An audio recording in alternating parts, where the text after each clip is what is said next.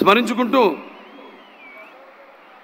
అనునిత్య సమాజ హితం కోసం మా వంతు కృషి చేస్తున్నాము, చేస్తూనే ఉంటాము.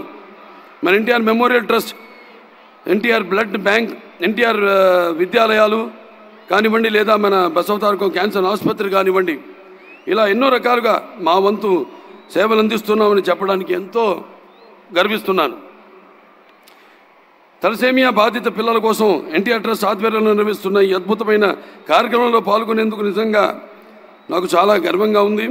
సమాజంలో తలసేమియా అనే ప్రాణాంతక రక్త వ్యాధితో పోరాడుతున్న చిన్నారులకు ఉచిత మెరుగైన వైద్యం అందించేందుకు ఎన్టీఆర్ తలసేమియా కేర్ సెంటర్ చేస్తున్న సేవల గురించి మనందరికీ తెలిసిందే. తలసేమియా అనేది చెప్పారు ఇందాక, ఆ టెక్నికల్ టర్మ్స్ అన్నీ, అది జన్యుపరమైన రక్త వ్యాధిని, దీనివల్ల శరీరంలో ఆరోగ్యకరమైన ఎర్ర రక్త కణాలు ఉత్పత్తి కావు. ఈ ఎర్ర రక్త కణాలు మన శరీరంలోని కణజాలకు ఆక్సిజన్ను అందిస్తాయి.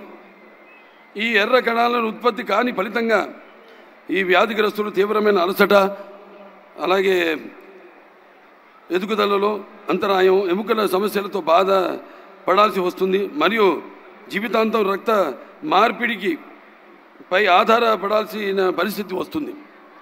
భారతదేశంలో తలసేమియా వ్యాధితో బాధపడుతున్న చిన్నారుల సంఖ్య ప్రపంచంలోనే అత్యధికం. సుమారు 10,000 నుంచి 15,000 చిన్నారులు ప్రతి ఏడాది తలసేమియాతో జన్మిస్తున్నారు. హైదరాబాద్లో సుమారుగా 3,500 మంది చిన్నారులు ఈ వ్యాధితో పోరాడుతున్నారు. ఈ చిన్నారుల ప్రతి 15-20 రోజులకు ఒకసారి రక్త మార్పిడి చేయించుకోవాల్సిన అవసరం ఉంటుంది. ఒక రక్త మార్పిడి ఖర్చు 12,000 నుంచి 14,000 వరకు. దీనికి తోడు రెగ్యులర్ రక్త మార్పిడి వల్ల ఐరన్ ఓర్ లోడ్ సమస్య వస్తుంది. అది గుండె, కాలేయం మరియు ప్యాంక్రియాస్ వంటి వాటిపై ప్రభావం చూపించి ఇతర ఆరోగ్య సమస్యలకు దారితీస్తుంది. ఇటువంటి తలసేమియా బాధిత పిల్లల కోసం ఎన్టీఆర్ ట్రస్ట్ ఆధ్వర్యంలో 8 పడకల ఎన్టీఆర్ తలసేమియా కేర్ సెంటర్ను ఏర్పాటు చేసి ప్రస్తుతం 250 మంది తలసేమియా పేషెంట్లకు ఉచిత వైద్యం అందిస్తున్నారు. ఈ సేవలను మరింత విస్తరించేందుకు ప్రస్తుతం 8 పడకలతో ఉన్న హైదరాబాద్ ఎన్టీఆర్ తలసేమియా కేర్ సెంటర్ను 25 పడకలకు పెంచుతున్నారు. అదేవిధంగా ఆంధ్రప్రదేశ్ రాజధాని అమరావతిలో మరో తలసేమియా కేర్ సెంటర్ ప్రారంభించేందుకు చర్యలు చేపడుతున్నారు. రాబోయే రోజుల్లో ఒక మంచి కార్యక్రమం తలబెడితే ఇన్ని వేలాది మంచి మనుషులు కదిలి రావడం, ఇన్ని మంచి హృదయాలు స్పందించడం గొప్ప విషయం. సమాజంలో మంచి మిగిలే ఉంది.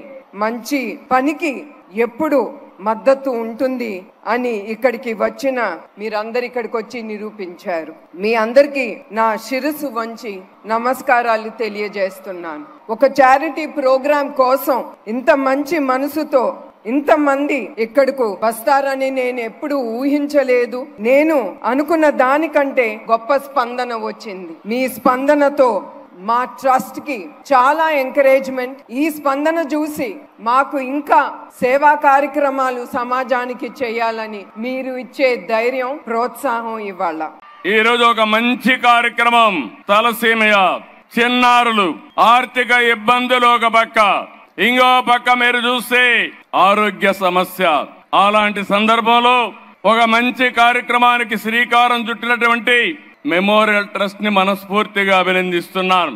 ఏదో చెప్పడం కాదు, 200 మందికి సేవలు అందించి కాదు ఇంకా పెద్ద ఎత్తున చేయాలని ముందుకొచ్చిన మనసుండే వ్యక్తి భువనేశ్వరి గారని చెప్పి కూడా నేను మీకు తెలియజేస్తున్నా. అందుకే ఎన్టీఆర్ మెమోరియల్ ట్రస్ట్ ని ఇంకో పక్కన అక్కడ పనిచేసే సిబ్బందికి గట్టిగా చప్పట్లు కొట్టి మీరందరూ కూడా అభినందించాలి, ఆశీర్వదించాలి. ఈ రోజు ఒక మంచి కాస్ కోసం ఈ కార్యక్రమాన్ని ఏర్పాటు చేశాం. నేను దానికంటే ఎక్కువ ఆనందపడుతున్నా. ఇన్ని వేల మందిలో సేవాభావాన్ని రగిలించడానికి ఈ రోజు ఈ కార్యక్రమం ఉపయోగపడే పరిస్థితి వచ్చింది. సేవాభావం వస్తే అక్కడి నుంచి కార్యక్రమాలు ఆటోమేటిక్ గా జరిగే పరిస్థితి వస్తుంది. ఈ రోజు యూఫోరియా మ్యూజికల్ నైట్ పెట్టారు. ఎగ్జాక్ట్ గా 28 సంవత్సరాలైంది. నాకు ఇప్పటికి కూడా జ్ఞాపకం. 11 సంవత్సరంలో స్వరవేద కార్యక్రమం ఆ రోజు గచ్చిబౌలిలో పెట్టాం. ఆ తర్వాత ఈ కార్యక్రమాన్ని రెండో కార్యక్రమం కింద ఈ కార్యక్రమాన్ని తీసుకున్నారు. ఆ రోజు ఈ రోజు మీరు చూస్తే ఒక పక్కన శివమణి అప్పుడు వచ్చాడు, ఈ రోజు కూడా వచ్చాడు. చాలా సంతోషం. ఈ రోజు మీరు ఇక్కడ పని చేసిన వాళ్ళు చూస్తే తమన్ గారిని మనస్ఫూర్తిగా అభినందిస్తున్నాను. ₹1 కూడా తీసుకోకుండా నా వంతు కర్తవ్యంగా ట్రస్ట్ కు పనిచేస్తానని ముందుకొచ్చారు. వారి స్ఫూర్తికి మనస్ఫూర్తిగా ధన్యవాదాలు. ఒక మంచి పని ఉంటే వ్యక్తులు ఏ విధంగా స్పందిస్తారంటే, ఇప్పుడే మా మిత్రుడు పవన్ కళ్యాణ్ గారు ₹1,00,000 టికెట్ తీసుకోకుండా ₹50 లక్షల ట్రస్ట్ కు విరాళంగా ఇచ్చాడంటే ఒక మంచికి తన వంతు బాధ్యతగా ముందుకొచ్చాడు. ఆయన్ను కూడా మనస్ఫూర్తిగా అభినందిస్తున్నా. ఇప్పుడే ముద్దుల మామయ్య బాలమామయ్య చెప్పినట్లు ఒక పక్కన బస్వ తారకం, ఇంకో పక్కన ఎన్టీఆర్ ట్రస్ట్ చాలా అద్భుతంగా తెలుగు ప్రజల కోసం అహర్నిశలు సేవ చేస్తున్నారు. ఇంత అద్భుతమైన అవకాశం, ఇంత చక్కటైన అవకాశం ఆంధ్ర రాష్ట్ర ప్రజలు మా కుటుంబానికి ఇచ్చినందుకు జీవితాంతం మేము రుణపడి ఉంటాం. ఇంతేకాదు రాబోయే రోజుల్లో ఎన్టీఆర్ ట్రస్ట్ మా తల్లి భువనేశ్వరి నాయకత్వంలో పెద్ద ఎత్తున బ్లడ్ బ్యాంకులు కూడా ఏర్పాటు చేస్తాం. నేను అహర్నిశలు వాళ్ళు చెప్తున్నా, బ్లడ్ రీసెర్చ్ ఇన్స్టిట్యూట్ కూడా ఏర్పాటు చేస్తాం. బ్లడ్ లో అగ్రస్థానం రీసెర్చ్ చేసే బాధ్యత ఎన్టీఆర్ ట్రస్ట్ తీసుకుంటుందని సభాముఖంగా తెలుగు ప్రజలందరూ తెలుపుకుంటూ మీ అందరి దగ్గర నుంచి సెలవు తీసుకుంటున్నా. 2 తెలుగు రాష్ట్రాల్లో ఎవరికి ఏ కష్టం వచ్చినా మా ఎన్టీఆర్ మెమోరియల్ ట్రస్ట్ ఉంది. ఎన్టీఆర్ ట్రస్ట్ ద్వారా హైదరాబాద్, తిరుపతి, విశాఖపట్నం, రాజమహేంద్రవరంలో 4 బ్లడ్ బ్యాంక్ సెంటర్స్ మేము ముందుకి తీసుకెళ్తున్నాము. తద్వారా 4,91,000 యూనిట్లు రక్తం దాతల నుంచి స్వీకరించి అవసరమైన 8,70,000 మందికి పేషెంట్స్ కి మేము ఇది అందించాము. 13,000 పైగా హెల్త్ క్యాంప్ నిర్మించాము. తద్వారా 20 లక్షల మందికి 23 కోట్ల విలువైన మందులు వాళ్ళకి అందించాము.